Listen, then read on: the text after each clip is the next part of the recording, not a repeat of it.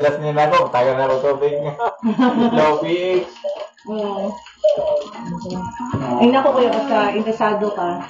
Kaya kuan man sa nasa nakoy benefit. Padagano na nimo mga negosyo nimo, mga kuan lang. Kinahanglan lagi mag-seminar lang. Kadaghan kayo og kanang webinar. Parang kopihan ko ba pero sige webinar niya. Wala lagi na ko mo-focus pa karon. Ang nag-introduce na ko kaya ako ang amiga nga maestra. Maestra sa Chedere. Nya karon lagi. Iya lagi yung business ko ya. Wala ko. Do kasi yung business ko. Bahala. Ano kalit na absolute? Kalit na. Nara sa system. Nga ang kanang ang pinaka-head na mo sa amo ang murabag sa amo ang department. Tuan. Retire na siya sa trabaho at the age of 43. Ay. Gawin na ako. Ang imo ay focus lang yun. So nang nyari ko, dili siya na ako makaya mag-focus eh. Dito ko sa trabaho. Nya, kinahanglan mo siya nga inuha doon. So ano yung dito pa ba? Mayo na siya kung ano kuya ka ng masang anak. Mayo na siya para sa para na ako. Dali siya. Pag-player niya ate na. Ate ka na. Sabay tayo din kayo mo. Saan mo puning awas? Ate. Uy, duha mo lagi. Kana para kuan ko na sa beauty. Sa beauty. Sa mura siya og i-filter na ang water. Dead water.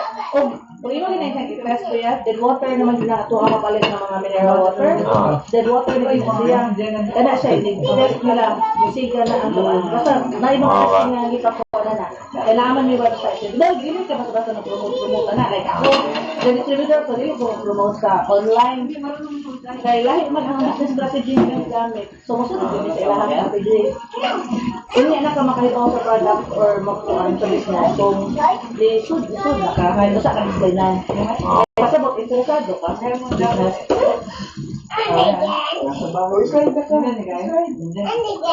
Nagiging nulo na yung tubig, dapat napitest.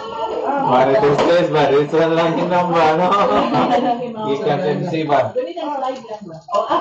Kuan mang pagkapagsupi kay niya na ko. Bahala na ako. Ibutang ta dili ko maka-focus sa business kay ba kung ana ay benefits sa akong kamulawa. Ano mga kulbo kanung lagi ko yan dali kay na pag ano dagan kay mag-testimony anak dili ina na ko. Kami na gud. Ngayon kag nasa Africa. Ya, member na namo na sa kuan sa ana nga lugar. Ya magbuo sila nga mutukin nila. Kato mag-nagdaw ni ang teacher sa kung anak ko. Ang ilahe is para magkuha para sa personal na gamit.